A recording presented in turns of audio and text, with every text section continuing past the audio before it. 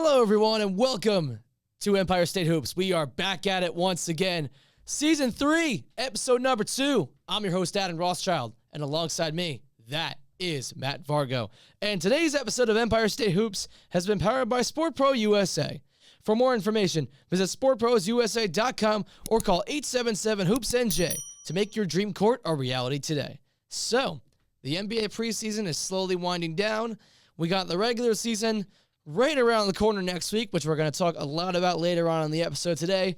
But first off, we're going to recap the preseason a little bit, talk about what some good things are that we saw, some bad things that we saw, and that's what the plan is today. So, Matt, what have you noticed so far this preseason with the New York Knicks, with not even just the starters, but even with the bench too and the role players, some of these guys that got out of the draft? What have you seen? Well, I've been seeing Tibbs playing these guys a lot of minutes. It didn't really start off that way. Against the Hornets, I believe the starters, the projected starters, they only played around 15 minutes each. And then they had a lot of the reserves, like Achua played 33 minutes, Shamet 27, Payne 26, McBride 25. And that's pretty typical because you don't want your starters to get hurt during the preseason. But then when you bring it up to the Washington preseason game, the second one, 25, 25, 28, 31, and 23 for the projected starting lineup, especially Mikal playing 31 minutes. I mean, I know he's an Iron Man, but that's a lot of minutes for a preseason game.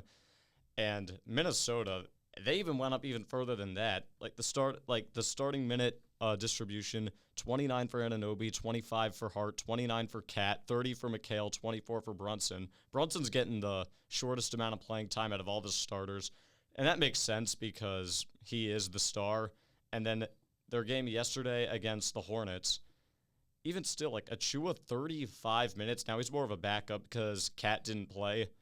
And that really none of the starters played for that matter. So thankfully Tibbs finally dialed it down a bit more. But I'm surprised by the amount of minutes they played in those second and third preseason games. And the Timberwolves game, which was a few days ago, of course, that felt like a playoff game, honestly, back on Sunday when those two teams were playing. I mean, Anthony Edwards and Jalen Brunson going back and forth, just nailing threes from downtown. And then, we had the altercation in the end where Dante DiVincenzo, who's now a Minnesota Timberwolf, was kind of going at Rick Brunson, of course, the father of Jalen Brunson and assistant coach on the Knicks.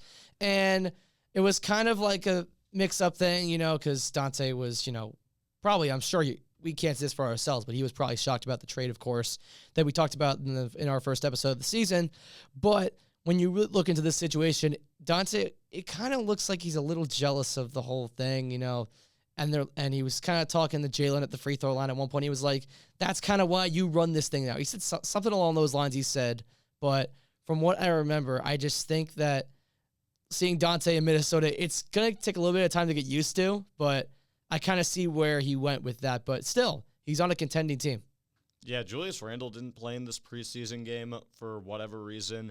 And, yeah, like you said, I wouldn't go as far as playoff game, but certainly it felt like a regular season game, kind of a matchup you'd see when Cat and Randall make their return to MSG in Minnesota, respectively. I forget what days those are during the regular season. I believe the first one's in, December, the first matchup between the two teams.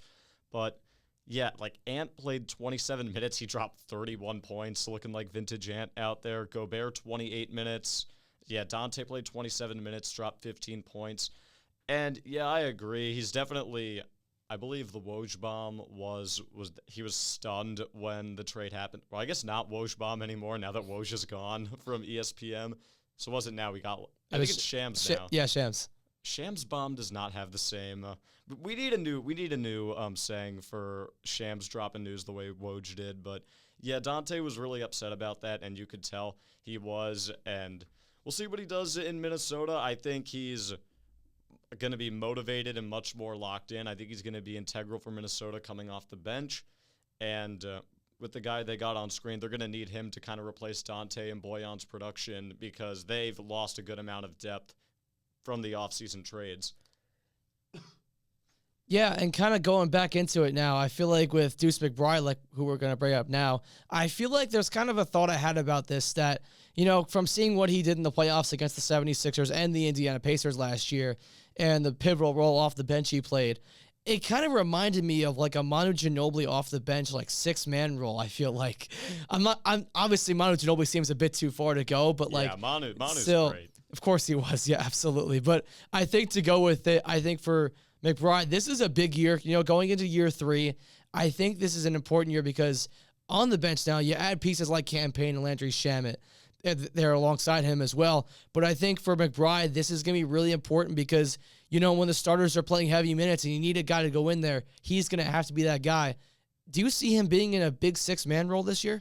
I mean, he has to be because, like I said, Bojan gone, Dante gone, Hartenstein gone, so he's going to have to really step up. And obviously, he got a lot of spin in the playoffs, and he played well in spurts throughout the playoffs. And obviously, because injuries wrecked the whole team, especially against the Pacers, they kind of needed him to play like heavy minutes against them. I mean, near the end of that Pacers series, I'm pretty sure he was in the high 30s for minutes played per game.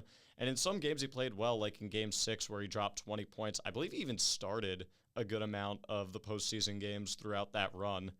And yeah, like I said, again, Manu's a bit extreme because Manu, greatest 6-man of all time.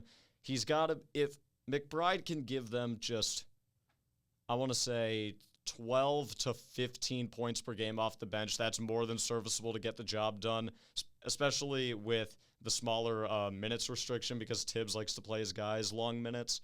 So if you can get that from McBride, then there's really not too much you can be upset about with him.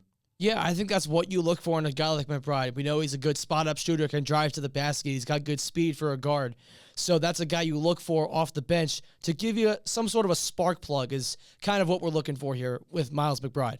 So now since we talked about the bench, the 6-man roles, getting to the starters now, specifically I want to talk about Mikal Bridges and Karl-Anthony Towns, the two big acquisitions in the offseason that we talked about previously in the first episode.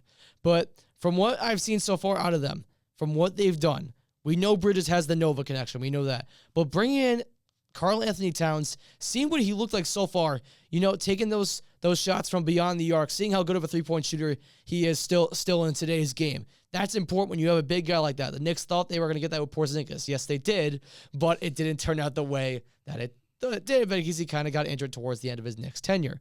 But with a guy like Karl-Anthony Towns, I see a trajectory going up with this team. And I think that's going to happen, and it's only going to be a matter of time before the starting lineup clicks. Well, I feel like Porzingis obviously, Tingus, Pingus. The only thing with him really is, yeah, like you said, he got injured. I believe that was 2019, I believe he got hurt. And then, obviously, those Knicks teams were terrible back then, so he was really the lone star on a terrible team, so I wouldn't really blame him for wanting out. And he didn't necessarily light the world on fire in Dallas. He played a little bit better with Washington, and now he's an NBA champion with the Celtics. But yeah, Cat played pretty well against the Wizards. I believe he dropped 25 in 27 minutes. He's looking like the Cat that we expect to see from his Minnesota days. Mikal, he's never going to be a super dynamic scorer, especially now considering what is he going to be, like the third or fourth option on offense, depending on how you look at it. I mean, he'd probably be ahead of Hart in terms of scoring options. But with Mikal, he's obviously going to be available because he never misses a game. He's a great 3-and-D wing, and as I say, you can never have too many of those in the modern NBA. So for Mikal, even if he doesn't even necessarily have to be Nets Mikal where he put up better numbers because he had the ball more on those Nets teams. If he can just be the Mikal from his Phoenix days, Brunson, I guess for lack of a better comp, Chris Paul, because I'm comparing him to that Suns team. Chris Paul, Mikal, Devin Booker, and I guess DeAndre Ayton. Now, Cat's a much better player than DeAndre Ayton. That was a recipe for a finals formula, although they got a lot of injuries along the way. But still, they made a finals, and they won 60 games the year prior. So as long as Mikal can be that, he'll be great for him. And I also think they've got him under contract for a good while. I think I got that right. I don't know. Correct me if I'm wrong, but I think he's under contract for like a couple seasons, not just this one. I'm pretty sure he is, but we'll obviously double check that and go through that as well. But yeah, like I said, I think with the starters and everything, it's going to come down to connectivity and just being on the same page, running the right plays at the right time. I always say this on my broadcast. It's a really important thing, especially with the Knicks and what they really have to do. It's just about making the right plays at the right time, being in the right spots, doing the screen and roll, the pick and roll with Brunson and Towns. Like, that's another thing I wanted to bring up as well, because that looked really, really sharp. Oh, yeah. And I looked it up. Mikhail, he's under contract for this year and next year, and then in 2026, 2027, he'll be a free agent. But yeah, overall, the Knicks offense, I mean, when you have Cat, you have a floor general like Brunson, it's going to be good. They were already, I believe, a top 10 offense, or if not quite top 10, close to top 10 last season. So there's no reason to think that that's going to diminish. I'm a little worried about the defense, though, because Brunson tries on defense, but he's obviously a smaller guy, so it's easier to kind of pick your spots against him. Cat's not really an all-NBA defender, and he got a little bit better last year, but he did have the Defensive Player of the Year in Gobert on the front court line with him. But you've already got guys on the wings that can take pressure off of him. Achua is a hustle guy. As I said, Mikhail. Anunoby's a great defender. So the defense might struggle a little bit early on as they adjust to really learning how to play with Cat, but as long as the defense can hover around top 10 with especially what you think can be a top 5 offense, I think it'll be a recipe for a high seed in the East. Yeah, I think absolutely. We've talked about this. We said top 5 in the East most likely with all the other Boston and Philly and Milwaukee juggernauts up there as well. Another thing, too, I wanted to bring up real quick as well. The Knicks announced today that former Knick Jamal Crawford, Big Six, he won Sixth Man of the Year, of course, and he will be doing commentary for some games this year for the Knicks on MSG. Jamal Crawford. I mean, I see him on TNT with the Inside the NBA crew every now and then. It's a shame we're losing the Inside the NBA crew at the end of this year, but that's a whole different discussion for another day. But, I mean, hey, Jamal Crawford, I always kind of forget he was on the Knicks. He wasn't there super long, I don't think. No. I mean, when I think Jamal Crawford, I think of him on the Lob City Clippers teams, but I like Jamal. He's a good personality. I liked having him with the Inside the NBA guys, so it's a pretty cool tidbit to learn. Yeah, it'll be cool. We've kind of had that in and out. You know, we almost had Mark Jackson last year, but then it kind of fell off very quickly. But I'm hoping Jamal Crawford stays. That'd be a nice voice to have on the broadcast, of course. Good to listen to, along with Mike Breen, Clyde Frazier, and all those guys and what they bring to the table. But before we go to a break here, we're going to talk really quickly about Landry Shamet's injury update and what this status is right now from what happened in their game against Charlotte. He was driving towards the basket and kind of fell over on his shoulder from what it looked like. So that's kind of the storyline from what it is. I'm not sure on what the timeline is from when he'll be back, but from what we've heard, what do you got on that? Well, basically, I'm looking at it right now. It says serious right shoulder injury in the third quarter of a preseason game, which also just stings because it was so deep into the game. And I think Shamet, what's he going to be? Probably like their 8th man, maybe 8th, 9th man. I mean, obviously, you're dealing with injuries to Mitchell Robinson, who I think is out until around Christmas, I think you said last time. January, so even longer. I feel like it's not a devastating loss or anything. It's obviously sucks that a key rotational guy got injured, but it's not like the 76ers with Paul George where he hyperextended his knee and everyone's kind of like, that's a big member of your big three that just got injured in a fluky way. And obviously on the Sixers side, they won't see him for the rest of the preseason. We'll see about the regular season, but it could have been way worse. It could have been, say, I don't know, a knock on wood that it doesn't happen, like Anunoby, serious shoulder injury, and he's out. That would have been way more severe. Yeah, I think with that, of course, with him being probably a more underrated shooter in this league, I think from, having a guy like that off the bench, that's kind of something you want. And, to lose that really quick, it sucks, but, he'll work his way back in. The Knicks still have other rotational pieces that they can use. Of course, they got Campaign, McBride, we talked about, and plenty of other guys, Achua, of course, on this roster. So plenty of other guys on this bench to work with. But for now, we're going to take a quick ad break here, and we'll be right back to talk a little bit about the regular season. Will the Knicks ruin Boston's ring night?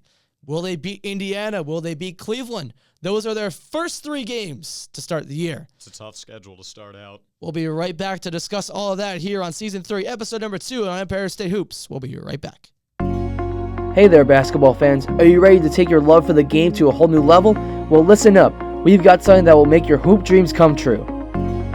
Introducing Sport Pros USA, the ultimate destination for all your backyard sport court needs. Whether you're a diehard Knicks fan or just looking for some slam dunk fun with your family, Sport Pros USA has got you covered. Picture this, it's a sunny afternoon in New York, and you step out onto your very own custom-built backyard basketball court. The court where legends are born and memories are made. A court where you can unleash your inner baller and shoot hoops like your favorite Knicks players. But it's not just about basketball. It's about family, friends, and fun. Whether you're hosting a game of horse with your buddies or teaching your kids how to dribble and shoot, Sport Pros USA brings the magic of the game right to your doorstep. Our courts are more than just a place to play. They're a place to connect, bond, and create unforgettable moments. And with Sport Pros USA, you can have it all, right in your own backyard. We're not just building courts, we're building dreams. Dreams of buzzer beaters, comebacks, and endless laughter. So why wait? Give us a call at 877-HOOPS-NJ or visit sportprosusa.com today to start designing your very own backyard basketball court. Remember, at Sport Pros USA, we believe that every home deserves a court, and every family deserves the joy of playing together. So don't just watch the game, be a part of it. And we are back once again. It is Season 3, Episode 2 of Empire State Hoops. I'm Adam Rothschild, and alongside me, that is Matt Vargo. And in the first half of this episode, we recapped the preseason, talked about Miles McBride in his sixth-man role, possibly. We talked a little bit about the Timberwolves preseason game and a little bit of the drama with that, of course, involving the trade. Karl Anthony Towns, Mikal Bridges, and what they're going to bring to the table, and the rest of the starters. And, Jamal Crawford's going to be doing commentary on MSG. And, of course, the Landry Shamet injury, which is what we discussed right before the break, with it being a shoulder injury. But now, the regular season is next week. Next week, October 22nd, the New York Knicks start on the road in Boston against the defending NBA champions who have won their 18th NBA title last season, being the Boston Celtics. That's right. So, with this game, the Knicks have a chance to go into Boston and ruin the ring night. What do they got to do? Well, they're obviously going to go into the game hungry because they think that they could have had a chance to play Boston if they didn't get wrecked by injuries against Indiana. And it's not like they fear Boston or anything. In fact, the last time these teams played was at the end of the regular season last year, April 11th. They went into Boston, beat the Celtics 118-109. Obviously, Randall wasn't in the lineup, and you'd think that now everybody's back healthy, that they are at full strength now. Obviously, the Celtics are, and as you said, they won the title last year. But in that game last year, they did hold the Celtics, and specifically Tatum and Brown, to just 18 and 15 points, and Porzingis to 14, respectively. Now, obviously, with the Celtics, you can maybe chalk it up to they had already clinched the number 1 seed and maybe weren't as motivated to really get that win. But obviously, you're getting your championship rings in front of your home crowd. Banner 18 is being dropped in front of everyone. I think if they're going to win this game, they're going to have to... Cat will have to match Porzingis. Neither one of them is a strong defender, so I can see them trading buckets as they please down low. But I want to see the matchup on the wings between Tatum, and I assume Bridges will be his primary defender, and Jaylen Brown against... I don't know who would they go. Would they go with Anunoby, I guess, to guard Jaylen Brown? I would say probably Anunoby or Josh Hart, probably. Yeah, that'd be interesting. It's going to come down to that. Brunson will get his. Porzingis and Cat, I think, are just going to trade buckets back and forth, like I said. I think it depends on who does a better job defending each team's best perimeter players, and we'll see if Anunoby and Hart or Mikal are up for the task of kind of keeping Brown and Tatum in check, because it's tough duo. Brown, Finals MVP. Tatum just got, a $315 million extension in Boston. Richest player in the league, so it's going to be fun to see. Yeah, it'll be a fun game, of course. Two Atlantic Division rivals going at each other. Of course, we know that's one of the tougher divisions, of course, with Boston, New York, and Philly in there as well, with Brooklyn and Toronto sitting right at the bottom. But pretty much going for Cooper Flag. Pretty much, we talked about it. Capture the flag. That's right. Capture the flag.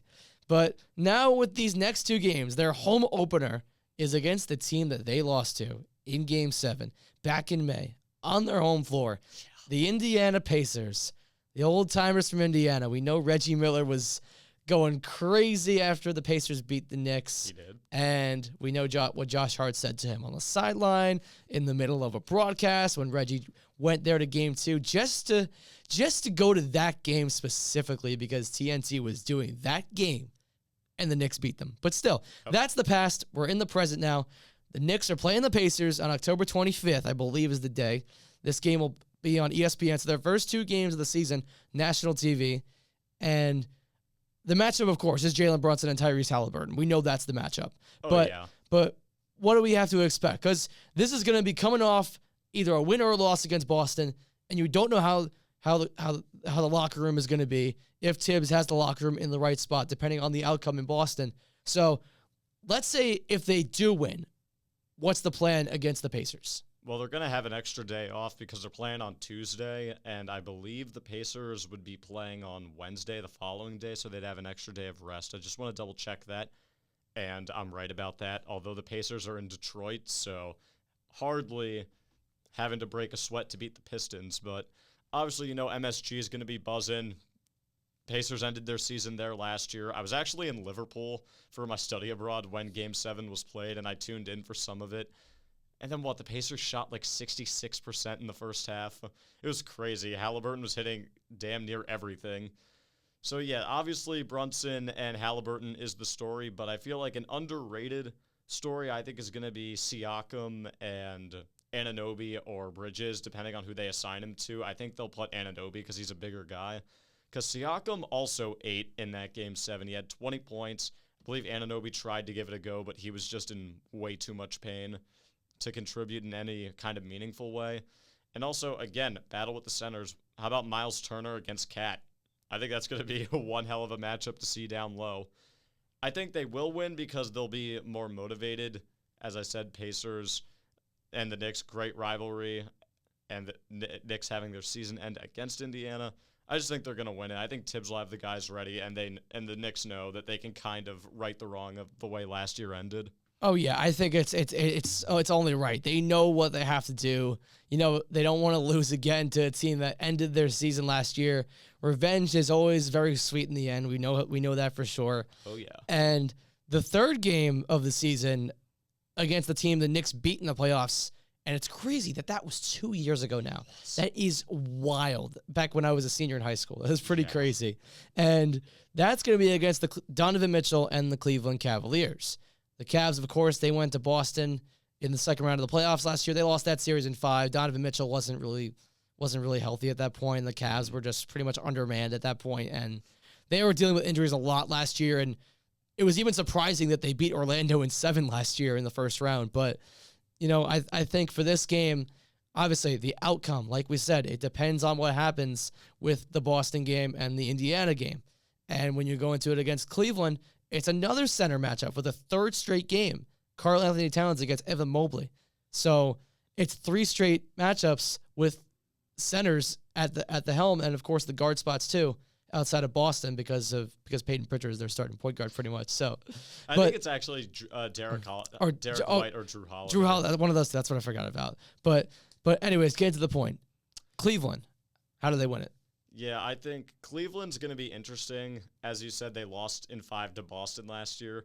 And I thought it was hilarious the way all the stories came out about Cleveland immediately after they lost that series. It was like Jared Allen, they were pissed they didn't play the entire series. Mitchell and Garland didn't see eye to eye on anything. JB Bickerstaff, they all hated him, and he got fired. So, and yeah, they scraped by Orlando, but in all honesty, I don't even think... Yeah, they were injured, but I don't even think they thought Orlando was going to be much of a challenge for them, like in the mainstream media. And Orlando pushed them to Game 7, and I think had a double-digit halftime lead of Game 7 at one point. And then Mitchell went berserk in the second half. But I'm interested to see how Cleveland is this time around. They got a new coach. I think it's Kenny Atkinson this year. I feel like Cleveland can either go one or two ways. Either they can stick together, stay healthy, maybe be a threat alongside Philly, Boston, and New York among the top of the East, or my theory as to the way it's going to go, I could just see this whole thing crashing and burning between Garland and Mitchell, because I don't know why they don't see eye to eye together on many things. I thought that they had the potential to be one of the best backcourts in the league, but for this matchup in particular, yeah, Mobley versus Cat or Jared Allen, depending on what they go with. I actually think it's going to be the backcourts that'll decide this game. Obviously, Brunson versus Mitchell and Hart versus Garland. I think whoever backcourt performs better, I think whoever gets that's going to win this game. They have the advantage of it being another home game, and they get I believe, another 2-3 days off because they play on a Monday, whereas compared to the Pacers, they play on a Friday. So they gotten some breaks early on. It's a tough schedule to start, but at least they get some extra rest compared to the other teams they're facing. Oh, yeah, absolutely. Much needed rest early on. I think that's something you'll really need, of course, going against 3 big juggernauts in the Eastern Conference. And it's funny about Cleveland because that kind of reminds me of, how it fell off after King James left the promised land. And it's not that bad. They're not completely irrelevant without LeBron, but this is the first time in, 30 years that they've ever been relevant without LeBron. But even still, they feel like they have a massive ceiling on what they can do. Yeah, and even with the tough Eastern Conference, not even with the Knicks and even with Boston and Philly and what Philadelphia did, of course, with your beloved 76ers, but we'll see how that goes, of course. But anyways, the regular season is next week. Watch every single game. I believe Tuesday on TNT is the Knicks Celtics, and then there's another game after that on opening night. Is it the Warriors and the Nuggets, I think? I believe so, I'm looking it up right now. Something like that. But I gotta figure this out. Yes, you figured it out. Minnesota and the Lakers. Ooh, that'll be fun. That's a fun slate. That'll be fun. So a fun slate. The TNT crew will be ready for their final go around, and we know that's hard to say, but taking a moment real quick for them because what they've done since they started. Oh yeah, it's been unbelievable for the NBA on TNT crew inside the NBA. With, Ernie, Chuck, Kenny, and Shaquille O'Neal. Oh, yeah. Unbelievable, just crew right there. Like, that is just star-studded on national TV. And it's crazy to see where the league is going because they're going toward NBC, Prime Video. It's a crazy big turn. It really is, especially because I feel like most people do realize that. But for those of you who didn't grow up watching inside the NBA with all those guys you just mentioned, to say, looking back at some of their best moments from Shaq and Chuck going back and forth, Ernie and Kenny the Jet Smith being there with all that, some of the banter those guys had, absolutely legendary.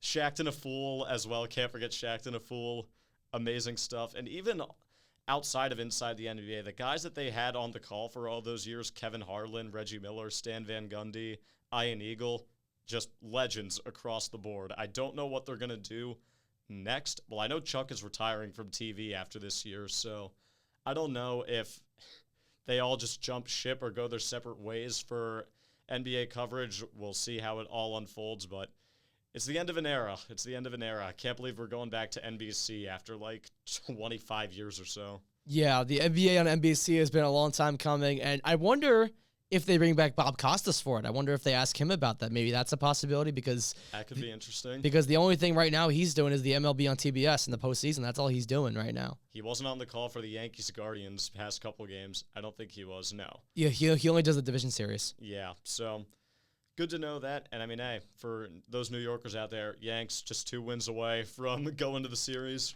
2 wins. The one team keeping me alive. The Jets, I don't feel like talking about it right now after going to the game the other day. That was awful. Yes, they got Devontae Adams, but whatever. Anyways, the New York Knicks open up next week. Be there. Go into Boston. Ruin the ring night. Please, please, please do it. Anyways, this episode of Empire State Hoops has been powered by Sport Pros USA. For more information, visit sportprosusa.com or call 877-HOOPS-NJ to make your dream court a reality today. So, like I said, the Knicks season opens next week. We'll be back next week for some more Knicks talk and cannot wait for the season to start. Once again here on Empire State Hoops, I'm Adam Rothschild. That's Matt Vargo, and we will see you all next week. Have a great rest of your day. Peace.